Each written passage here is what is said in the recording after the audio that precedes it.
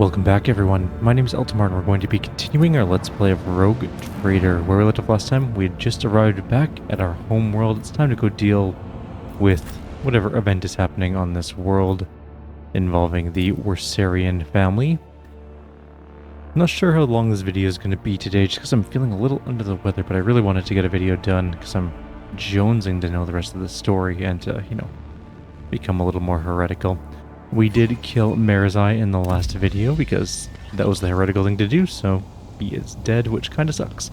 Ladies and gentlemen, please stand aside, no need to crowd around. Governor Drivestem will take care of everything.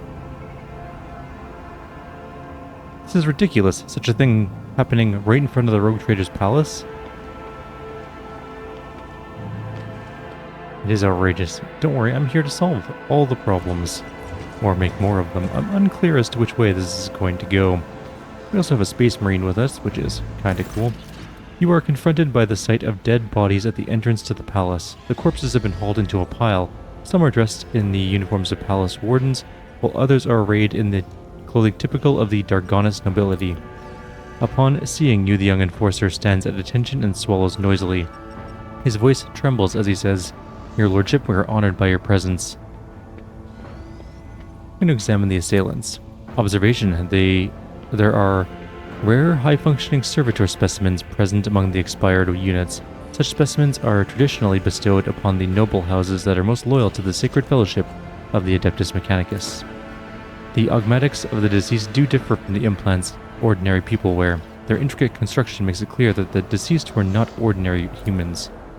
Abelard frowns. As far as I know, House of Gaprak has received such servitors from the Crimson Priests as gifts in the past, although this is my first time seeing one myself. And what about this body mess? You see, your lordship, those people wanted to attack. The warden clears his throat. Second lieutenant of the palace guard, Elma Wyatt, reporting. Shortly before you arrived, we averted an assassination attempt on the rogue trader. The palace soldiers detected intruders and engaged them in combat. Why is the governor not here to greet me? I do not know, your lordship. Perhaps he is. The guard throws a fearful gaze at Abelard. You can probably find him in the throne room, where the governor intends to put House Worsarian on trial. And where's my chancellor, Clementia Worsarian? I think she's with the rest of House Worsarian, detained in the throne room. That is, Governor Drivestem has gathered all of Dargonis' nobility there to pronounce a guilty verdict against House Worsarian. Okay. Well, let's just, Over. There's a crude crumpled up note in the... Sorry. There was a crumpled up letter in the inside pocket of an assailant's blood-soaked jacket. Let's quickly glance around, though. There might be more going on that meets the eye. Glinting in the light, the coin falls in the clear water and sinks to the bottom. There's some goods here. It says there's goods here somehow. Oh, right there, I see. Just random goods. I was, not poking the right good place.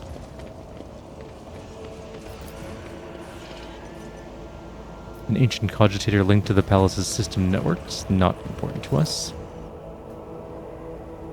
A living fruit-bearing tree in the heart of a hive world is a fantastical sight. They probably use a lot more water to tend this tree than the average Dargonis citizen can hope to receive in their daily ration. We've already read that before. I'm just looking around to see if there's any other little tidbits of knowledge we're going to get out of this. Not going to bother leveling up Ulfar either. He's fine the way he is. Doesn't look like anything else is going on here. Let's go in and deal with this issue ourselves.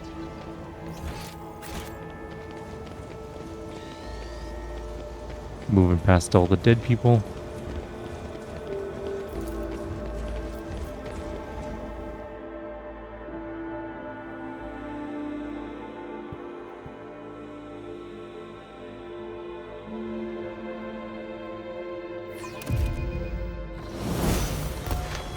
Alrighty. It's about time. You do not have to hide the ashy shadows of loneliness behind swirls of bright colors, Ulfar. The man swaying slightly is mumbling a prayer to the Emperor. Guide to the Soul Sea. No one else but you should save your sorcery for someone else. Let me through. I have an appointment with Chancellor Clementia Worsarian. My apologies, my lord, but you cannot go any further. Governor Drivesem's orders. This is ridiculous. I shall complain.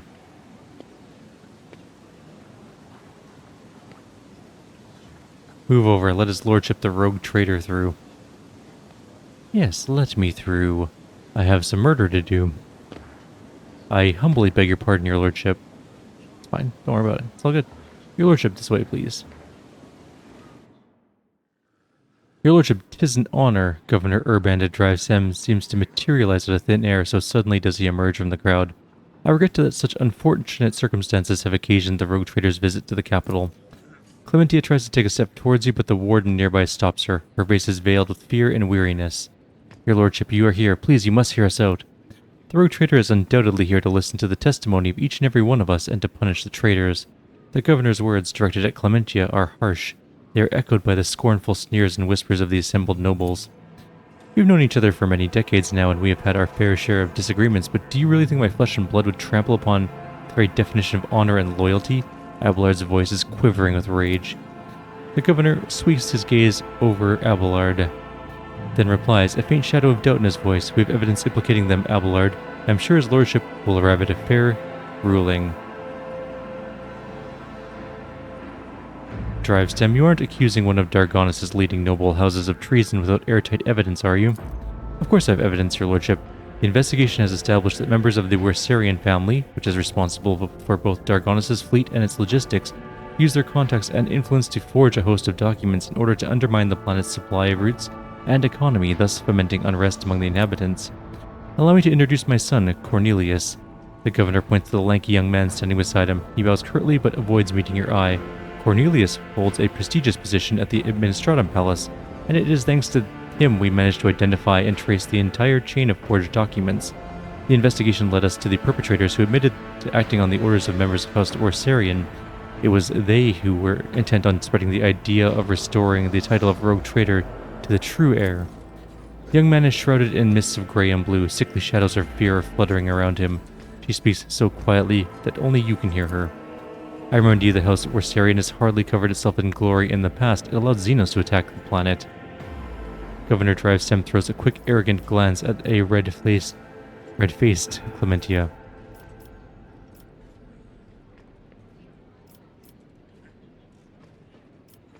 Why are there dead bodies at the entrance to my palace? Your lordship, I humbly beg your pardon. Drivestem bows once again, trying to placate you. You see, right before your arrival, the palace guard discovered a plot to assassinate you. Fortunately, the malefactors were disposed of before they could cause you any harm. What happened on Dargonis in my absence? When we caught wind of rumors of your disappearance, we patiently waited news of your return, but then Dargonis was struck by a series of terrible events. The first was the sabotage of the logistics that hampered shipments. Then the mass unrest spread across the entire planet, and the minor noble houses began squabbling among themselves, trying to pin the blame on their rivals. We took great pains to calm them down and managed to quash the revolt, though not without some outside help, unfortunately. These events have been overshadowed by the, I am ashamed to even say it aloud in front of you, your lordship, the rumors circulating among the higher houses. The governor stammers, then takes a deep breath. Some were calling for Theodora's true heir to be installed as head of your house, Konrad Voidvir. Not all of your subjects have forgotten his past efforts for the benefit of the Trade Protectorate. Drivestem stops talking, watching you with a tense expression. When the investigation was launched, the evidence led us to the Wersarians. What are the charges against them? Disruption of logistical lines, bribery of Adeptus Administratum officials, document forgery, organization of heretical insurrections, on top of the evidently devastating economic impact this has had on your protectorate. These criminal acts have impeded the delivery of the imperial tithe, which in turn has drawn the Administratum's attention. An esteemed member of the Adeptus Arbites is expected to arrive on Dargonis shortly, and before they do, we are obliged to identify and punish those responsible. Clementia, talk to me here. Your lordship, House Wersarian denies all charges laid against it. Clementia glances at the governor with defiance. These last few months have indeed been trying for Dargonis, but we have done our best to remedy the situation. My family's every effort was focused on stabilizing the capital's logistics and economy, so much so we failed to notice a web of intrigue unfolding behind our backs. Sabotaging logistics, riots, conspiracy? The case appears to be flimsy. I wish to learn more before I make my final decision. Sorry, shut open my window. It's very warm. As you wish, your lordship, the governor inclines his head in a stiff bow. Speak to me when you're ready to announce your verdict. Thank you for your willingness to help, Lord Captain. I'm certain that all the charges are false, and I would be grateful for your help in exposing them. As such, I think you should speak to everyone present, the noble lords and ladies. I want to go talk to that son. He was sus. Okay, let's go talk to some people. Warden. There's the Gaprak people. The lords and ladies, sumptuously dressed in the colors of House Gaprak, are standing in a half circle around Toriana and her son Vincent. The bodies and faces of almost every member of this dynasty are covered in large, ornate augmetics. Toriana Gaprak curtsies to you. Her mechanical voice sounds distant and indifferent. Greetings, your lordship. May the Omnissiah grant you understanding. With a click, her visor oculars swivel to the Seneschal. Abelard, it must be difficult for you to be here under these circumstances, with your host standing accused of such a grave crime. My lady, or my family, Lady Toriana, is yet to be found guilty of anything. That verdict is for the rogue traitor to reach. I have examined the bodies of the assailants that were killed today. All of them were high-functioning servitors. Such servitors are only employed by families close to the Adeptus Mechanicus. Isn't that so? It is impossible to read Toriana's emotions in her heavily augmatic face, but her sudden turn towards her family member betrays her confusion and surprise. Perplexed, whispers bounce from one family member to another. Impossible, we came here by ourselves without any servitors. We know nothing about it. Your lordship, thank you for informing us of this. You are absolutely right. My house has indeed been endowed with high-functioning servitors, a blessing for those who revere the Omnissiah, but today, none of our house members were accompanied by them. I'm going to read this letter that we picked up first. The letter is soaked with blood. Only a portion of the text is readable through the crimson blotches. Something and discreet. Keep away from the lords and ladies. You must look like a noble to the servants and wardens. Do not engage in conversation with anyone. Your task is to avoid exposing yourself ahead of time and let the Wersarians get away while the wardens are busy guarding the rogue traitor. Let's talk about this note. I found this note on the bodies of one of our attackers. What are your thoughts on it? Toriana's mechanical fingers grip the paper. Officially, high-functioning servitors are employed by my house and my house alone. If such units were to attack the rogue traitor, suspicion would instantly fall upon the Gapraks. I assume this is what the Wersarians intended to happen, but they did not expect that the servitors would have this letter on them. In your opinion, which nobles might have reason to be parties to such a conspiracy? She thinks for several moments before replying. Pardon my bluntness, your lordship, but I will answer truthfully. Could be anyone. Greed, fear, and ideals can drive even the most loyal subjects to do the unthinkable. Do you think the accusations against the Wersarian family are true? I would not take such a responsibility upon myself and rule on their guilt, your lordship. I do think Governor Drivestem's accusations are worthy of consideration, however. Thanks, bye. How about you, Vincent? Do you want to talk? Nope. Okay, we just... Only one member of the group is talk-toable. Should we talk to the Sourbacks, or perhaps the... I'll talk to the Sourbacks. They're here. Why not? Hi, Team Sourback. Before bowing, Sourback scrutinizes you with a bitter, judgmental look. Your lordship. Hetka Sourback, looking like a younger copy of his father, stands at a slight distance, close to his mother. An expensive yet understated dress serves to highlight the dazzling beauty of Macarius' wife, Regina Sourback. Your lordship, I am delighted you have chosen to grace us with your attention. Regina drops into a curtsy while looking intently into your eyes.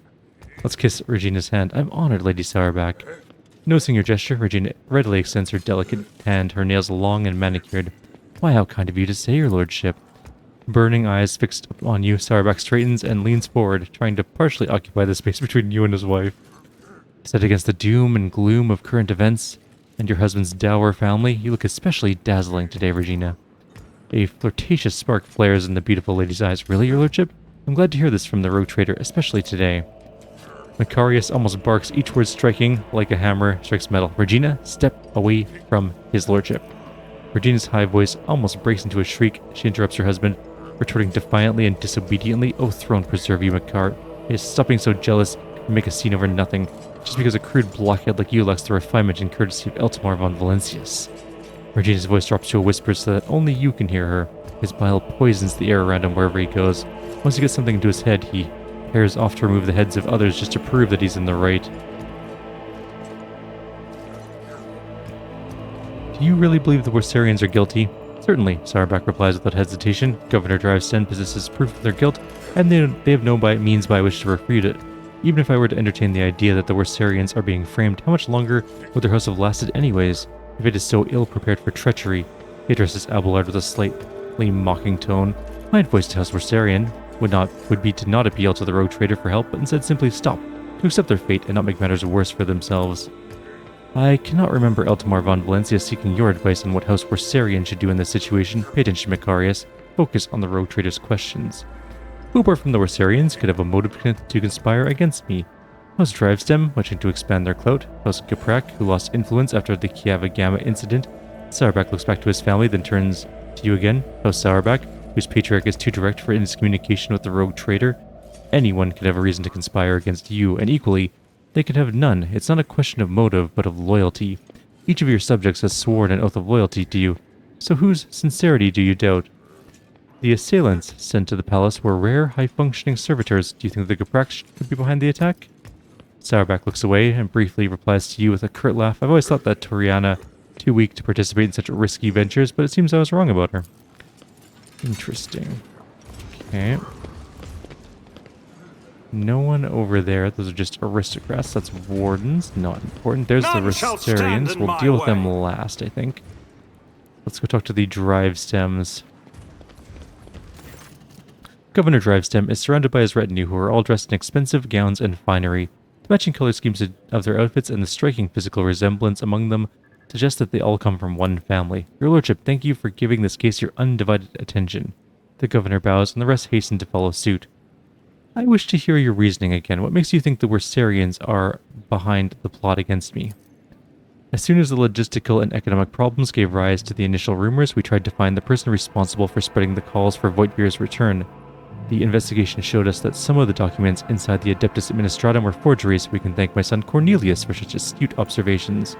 Your lordship, a slender young man bows to you awkwardly and nervously licks his dry lips. I assure you that my humble person is undeserving your attention.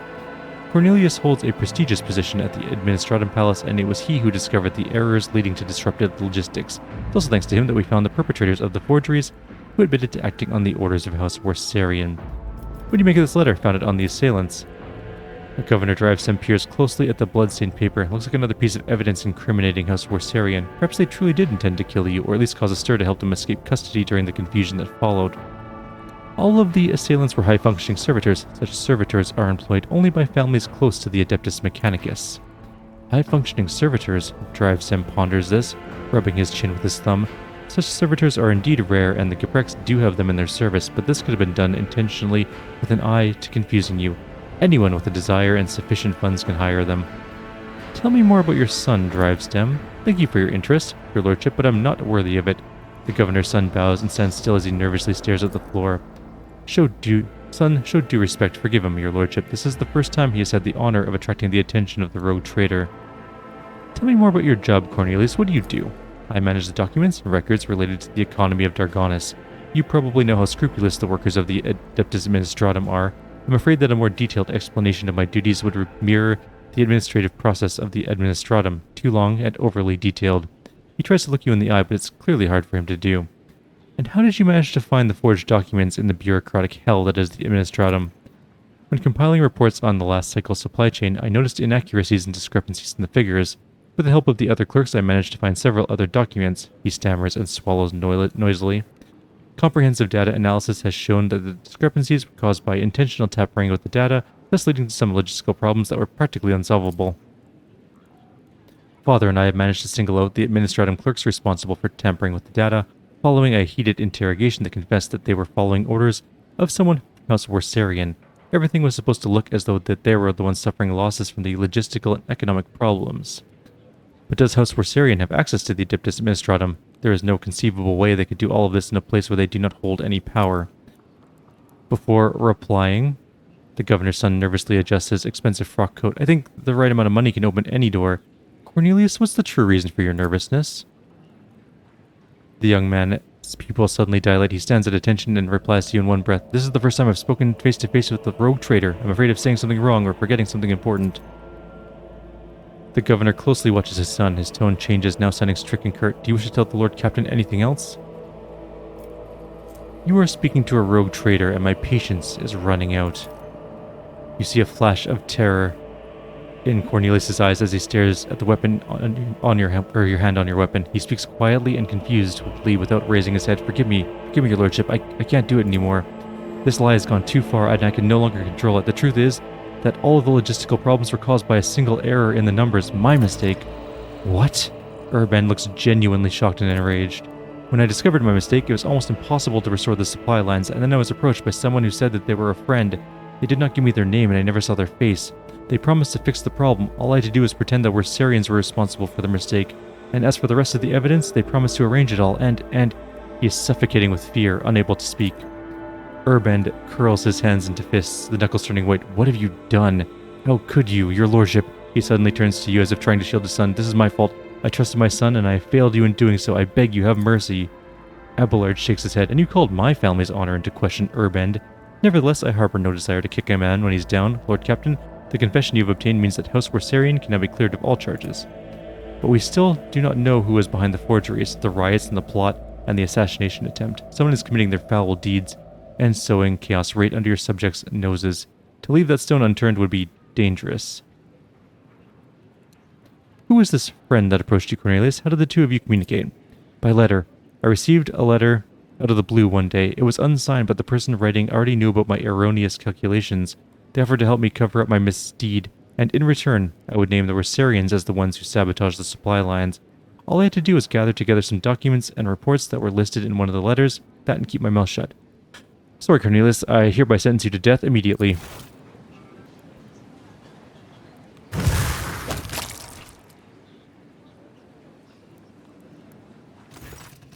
The governor stares at the lifeless body of his son for some time, barely moving a muscle. With trembling lips, he suddenly speaks in a surprisingly firm voice.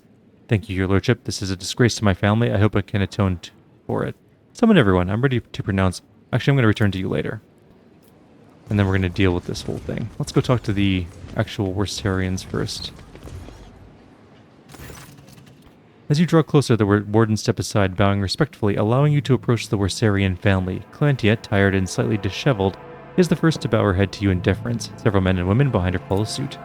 Your lordship, the woman stammers as if lost for words. Accept my most humble apologies for failing to greet you properly, and my thanks for agreeing to speak with me before making your final decision. The charges brought by the governor are severe, but I can only assure you of this and swear on my own honor we are not guilty of the crimes that House Wersarian is being accused of. Clementia, a hint of sorrow creeps into Abelard's voice, belying his stern facade. You were acting as head of this family. You are supposed to take care of each and every member, and now you're being accused of treason and collusion against the rogue traitor, and the entire family is facing death. How could you let this happen? Are you truly guilty? Be honest, I will not tolerate lies. Clementia, if you know that a member of your family is guilty of the crimes you're being accused of. Abelard, it is your family too, you know. The woman's words burn with defiance. My apologies, I should not lose my composure. No member of House Wersarian is involved in a conspiracy against his lordship. Honor and loyalty are not something we take lightly, and we know whom we serve. If you are not guilty, who is? Who stands to gain from framing you? Anyone, really, she replies with a bitter laugh. The other houses consider us unworthy of our position, and many would jump at the chance to get rid of us and regain control over what was once our domain. And gain control over what was once our domain. The planet's fleets and logistics at the very least. Oh, I see what they're saying. Okay. Lady Theodora chose to grant noble status to House Wersarian, but other houses, which have served in the expanse for millennia, did not welcome the decision. It led to some difficulties.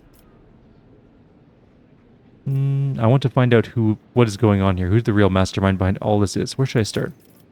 Can't be much help.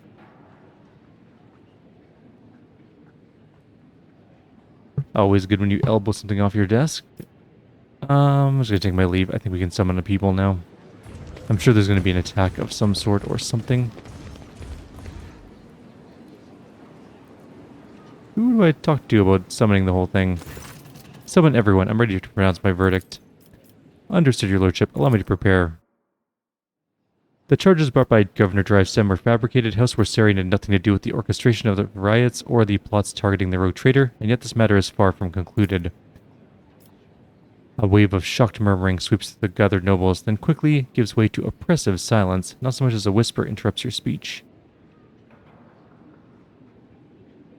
Who do we find guilty? Maybe we weren't ready. Can we go back? No, we can't go back. Alright. I don't like the Sourbacks. I think they're jerks. But are they guilty of treason? I don't think so.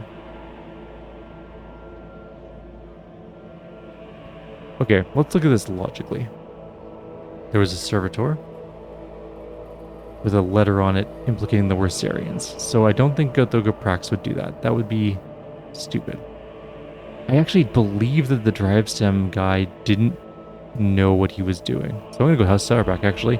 House Sourback is guilty. The head of your family has never tried to hide his attitude towards me. That's more than enough to convict him.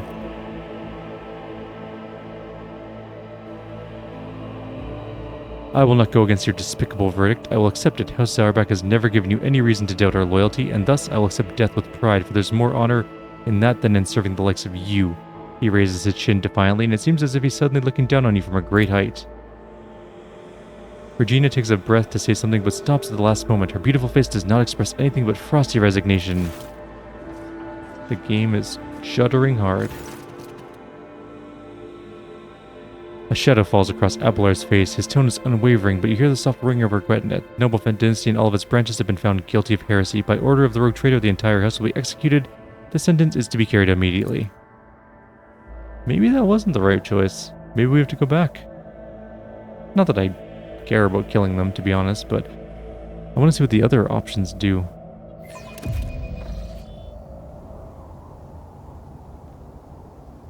By order of the rogue traitor, the members of House Sourback are sentenced to death for heresy and crimes against the von Valencia's trade dynasty.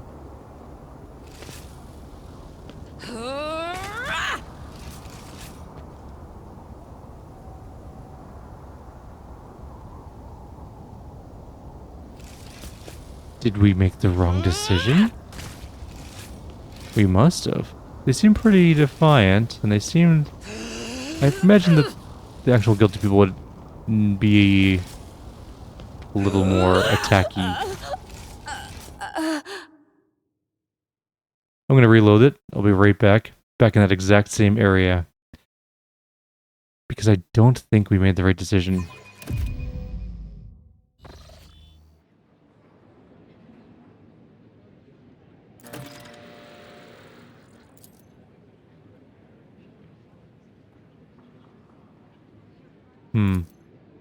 Okay. I'll be back in 2 seconds. Let's retry this.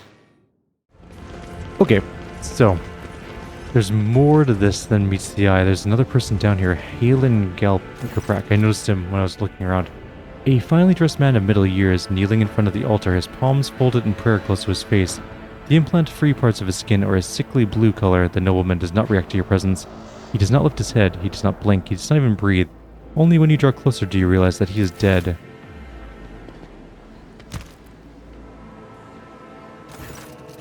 Abelard looks at the man, his eyes grim, the colors of House Groprak. I do not believe he decided to take his own life in such an extravagant way. As far as I know, there's a warden post here, but I do not see any wardens. He looks around. There's no one to ask about what happened here, or with whom this man spoke to before he died. I'd like to ask Urband where the palace guard suddenly got to. We have a pretty decent awareness. We'll search the pockets first of all. There's a short note. You discover a secret pocket in the lining of his stuff. We're going to try and determine the cause of death. We actually succeeded. Death came for him suddenly and ravished his body with cramping spasms that prevented him from falling to the ground. Some rare poisons have side effects. Such side effects. The affected victim suffocates slowly without being able to move or call for help. Let's examine the body. There are no visible wounds on the body, but near the edge of the gold-trimmed collar you notice a tiny puncture in his blue skin. Likely a wound caused by a thin needle. Look around. You're almost certain that wardens are usually stationed nearby, but their post is empty. Where have they gone? This would be an excellent question to put to Lord Drivestem. Governor Drivestem. So there, we have more things to do. We didn't investigate fully. None shall stand in my way.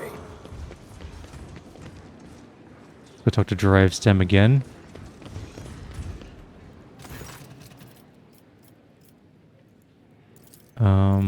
But I can't.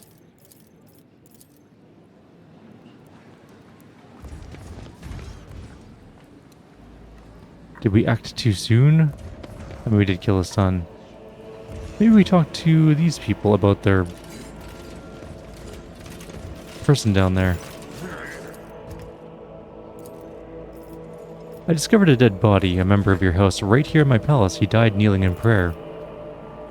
Toriana covers her mouth with her hand in surprise and turns to her family, looking for someone among them. Halen, it can't be. Halen was it? Tell me about him, Toriana. Halen is one of the lower-ranking members of House Kaprak. Despite his advanced age, he never held high office, but he was forever striving to better his position even beyond his abilities. Many members of my house struggled to cope with the misfortune that befell Kavagama and our family. Some members could not reconcile themselves to our new position. Halen was one of them. What could have happened to him? Oriana's colored visor oculars are fixed on the floor, her fingers restlessly clenching at the fabric of her dress. Toriana, the time to keep silent is long gone. The future of the Von Valencia's trade dynasty and your house are both now at stake. We lost Kavagama, a truly devastating blow to every member of House Kaprak. I lost all hope for the future and my kin lost their sense of purpose. We needed time to recover and chart a new course for ourselves. We were and still are more than capable of doing that, but I will not deny it. The other houses have offered us their assistance for their own self-serving ends. Perhaps Halen decided to take them up one of their offers behind my back. The Seneschal bows ever so slightly and speaks quietly so that only you can hear him. Lord Captain, the Kapraks, all or perhaps only some of them, are definitely involved, but I suspect they were not behind the plot against you. Halen Kaprak could be nothing more than a puppet in the hands of a deft puppet master. We must expose whoever that is if we're to prevent the pestilence of heresy from spreading any further. I'm listening. Interrogate the heads of the Drivestem and Sourback houses. One of them has been pulling the strings here. Once we uncover new evidence, announce the guilty party will be publicly executed. Before you pronounce the verdict, I shall suggest focusing on each house in your indictment speech, and I shall observe them. I have known these people for far longer than you have. I know all their gestures, habits, and behavioral quirks. I'm sure I'll be able to determine which of them was responsible for the riots based on their behavior. I shall take my leave. See if there's anything else to... I discovered a dead body in my palace, a man of House Kaprak. He was killed while praying to the Emperor. He had this note on him. Do you know anything about it? No, I know nothing about this note. He looks at the note without taking it from your hand and replies without hesitation. I'll lay claim to Let's the read stars. this note. Make sure that the rogue traitor is attacked by someone loyal. It should appear as if it was all staged to let the Wersarian family escape. This is the last assignment. Soon your debt will be paid off in full. Go talk to Drivestem again. Maybe he still wants to not talk to us. I found a dead body in my palace. A member of House Kaprak was slain in front of an altar. Do you know anything about it? A member of House Kaprak was killed in the palace? The governor's eyes bulged in surprise. And no one noticed? How? There are wardens posted at every altar. There was no one near the deceased. The wardens had left their post. Did you order them to do so? Emperor forbid, your lordship. The governor helplessly throws his hands up in the air, as if to signify his powerlessness. Your negligence is stunning, Urband. An assassination attempt followed by mysterious death, and yet here you are, oblivious to everything? The rogue traitor can justly accuse you of allowing a noble to be killed in the palace and of even failing to notice it. It may be so, but it is for the rogue traitor to accuse me of negligence, not you. The governor addresses you once more. Your lordship, I accept my deepest please accept my deepest apologies for my imprudence. Nothing matters more to me than my honor. I shall send the servants to deal with this immediately. Did you see Macarius Sourback today before I arrived? Macarius? I did not see him myself, but perhaps... The governor turns around and asks his family, have any of you seen him today? The nobles talk among themselves. Then a middle-aged woman with a tall, extravagant hairstyle replies to you. I think my sister and I saw him sitting on the bench some distance away from the palace's entrance. We think he was accompanied by a gentleman, but forgive us, your lordship, we could not make out his face. Lead me to the place. Of course, consider it done. Where are you gonna walk to? I'm actually deeply curious as to where we're going. Is it this bench over here? With this bottle? I won't tolerate weakness. I saw Lord Sourback conversing here with someone, your lordship. I recognize this bouquet. How Sourback usually serves this wine. Interesting. So I think we were right. I think it was the Sourbacks, but I think we need more information to like do the thing. Let's go talk to the Sourbacks again. See what we can get for information from them. I think we jumped the gun on our... Nope, nothing there. Anyone else here want to talk? Vincent? Nope. Okay, I think we're going to accuse the Sourbacks now. This is definitely them. And now maybe we can actually do some revealing. Summon everyone. We already saved recently, so... Same thing the charges brought.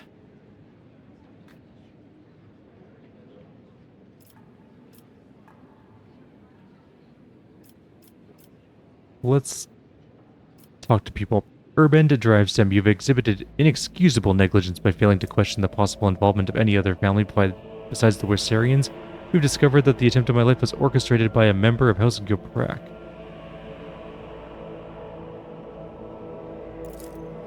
The governor closes his eyes, fear and shame getting the better of him. Some faces in the crowd look confused and surprised, but you see more wearing expressions of self-satisfied contempt. Abelard looks from the governor to you and subtly shakes his head, as if to say, no, it's not Drivestem pulling the strings here. How about Urban Drivestem? You've accused House Wersarian of violations that were in truth the result of a grave error committed by your son. The governor closes his eyes. Same thing again. Not Drivestem. Toriana Goprak, a member of your family, orchestrated an assassination attempt against me here in my own palace. And though he has already been found dead, his act is reason enough to forever brand your house as traitors. Mocking whispers creep through the crowd. Toriana is trembling faintly. She still does not raise her head, perhaps out of fear of meeting her fate face to face. The Seneschal's hard gaze softens. An elusive gesture, visible only to you, conveys the message. Toriana Goprak is guilty only of her poor judgment. Makarios Sauerbach, your overt contempt towards me is reason enough to implicate you in the conspiracy. The crowd remains silent, with only tense, anxious gazes darting back and forth between you and Makarios. Sauerbach's brows rise higher, and you notice his jaw working nervously. Abelard narrows his eyes and scrutinizes Makarios Sauerbach and his retinue standing behind him. For a second, his sharp eyes seem to have caught sight of something, only to lose track of it in the next moment. A disappointed eye tells you it could be Sauerbach, but is he really behind all of this? I know that House Sauerbach offered their help to the Gopraks, and the late Helen Goprak seems to have accepted the offer. I suspect you were responsible for his death as well. Sauerbach furrows his brows slightly, cocks his head. He averts his gaze for the first time, as if trying to remember or make sense of something. You notice some restless movements behind him. Abelard narrows his eyes and scrutinizes Makarios Sauerbach and the retinue standing behind him. His sharp eyes light up when he catches sight of something important and hidden in the crowd. The Seneschal looks at you and nods as if to say, the puppeteer has given themselves away. Pronounce the verdict. In the conspiracy against the rogue trader, I find...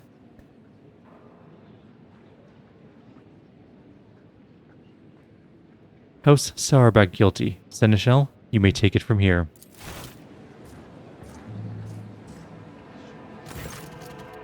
Abelard steps forward and suddenly stares intently at House Sauerbach's patriarch. Makarios, I must admit, I've always admired your bluntness, but just as I once had to say goodbye to a promotion because of my dislike for intrigue, you and your family might soon say goodbye to your heads. Tell me now, in your blunt fashion, are you loyal to House von Valencius? Sauerbach narrows his eyes, grimacing. I am loyal, Wersarian. Abelard studies Sauerbach, then suddenly nods. You are not lying, but somebody else is. Someone who's poised to destroy both you and your family for her own gain. Makarios does not have time to respond. Regina, who is standing beside him, raises her arm as if to slap the elderly Seneschal. Abelard deftly catches her wrist, stopping her hand right in front of his face. Her dainty hand is adorned with a massive augmatic ring, topped with a thin spike dripping with venom. That looks like a knife to me. Sauerbach shifts his confused gaze from his wife to Abelard, then back again. The stiff arrogance has vanished from his posture. Regina, you? Mother. Upon realizing what has happened, Hector recoils from his mother. Makarios, your bluntness makes you an open book. When I talked about helping the Gopraks, you had no idea what I was referring to. Your wife, on the other hand, her eyes started shifting like you would not believe. Regina Sauerbach, you alone betrayed the rogue trader, jeopardizing the prosperity of the von Valencius trade dynasty, and you alone are responsible for your unmasking. Thought there could have been something special between us. Regina cocks her head and smiles at you just as sweetly as before. I admit I had my regrets about causing you such difficulties, but what was I to do? Duty calls for us to rein in our most genuine desires. Isn't that right, rogue trader? Who aided you? There's no way you managed this all on your own. Oh, of course I didn't. I have too many helpers to list them all, but rest assured there are plenty of them. Just as there are plenty of people who will follow Master of Waitfear, my death will not change anything. The true rogue trader will come and take his rightful place when the time is right. Why'd you kill Halen Goprak? Halen was a good agent, but he was also a coward. He came to me just before our formidable rogue trader arrived. He was ready to confess everything. I suggested that he plead for the Emperor's forgiveness first, and he did grant him mercy, did he not? Why would you do this? Like the spike on a ring, Regina's words are dripping with poison and rage. Because Dargonis is serving an impostor, the true heir of the Protectorate bears a different name. When Conrad appeared on Dargonis, he paid me a visit and opened my eyes to the truth of the situation. Theodora was killed by the one whom she had so unwarily taken under her wing. Macarius is too narrow-minded to even consider opposing the rogue trader, even an illegitimate one, so I had to wait for the right moment. Then the disappearance of the Lord Captain could not have come at a better time. It was quite simple to trigger a chain of events on Dargonis so that people remembered Master Voigtvir's past service. It seems that many of your subjects do not actually consider you a worthy successor. Why the Rosarians? Because when stripped of the Seneschal's protection, this house is the weakest one in all of Dargonis, and they are also particularly disliked by the governor's family. It would have been easy to bury the Rosarians under accusations of heresy. Abelard, take care of this. Abelard turns his gaze to you. Does the rogue trader condemn only the rotten apple or the entire barrel?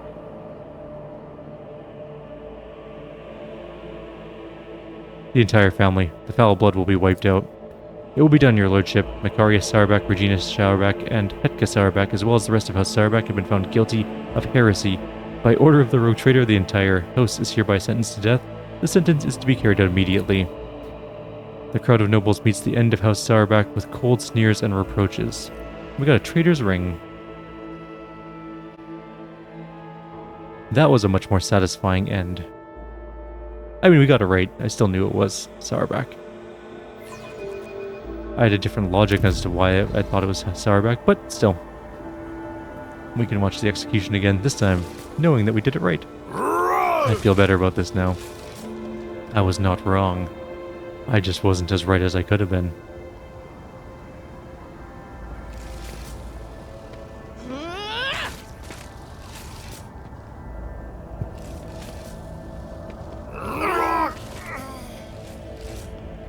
I mean, Conrad Voigtvir's had lots of time to come and try and fight me. He really should work on that if he wants to be the actual rogue trader.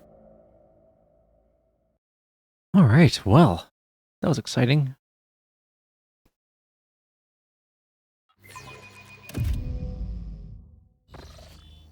When the nobles disperse, sated by the bloody performance, Abelard approaches you, his steps firm. Lord Captain? You have my thanks. A rogue trader should not waste time on the matters that his servants and trustees can resolve, but in this case, your intervention was necessary. Not just for the sake of my family, but for your trade dynasty as well. The Sauerbachs were one of the first families to come to the Expanse. They have served the Emperor for hundreds of years and have never shown any signs of disloyalty, at least none recorded in any official sources. It's quite regrettable that their noble line has ended in such a manner. Thanks to you, Lord Captain, House Rosarian is saved, although it came close to being wiped out as a result of scheming without and imprudence within. Abelard pauses for a moment, staring off into the distance. Sometimes I think about how much I could teach them, that I could ensure that they survive in the future without me. You and your family must be prepared for the next time something like this happens. That is true. They need to be prepared for it, and I want to believe they will be able to take care of themselves. I need time to reflect upon what happened and the role I played in it. I think I'll be ready to resume this conversation later when we're back on the ship.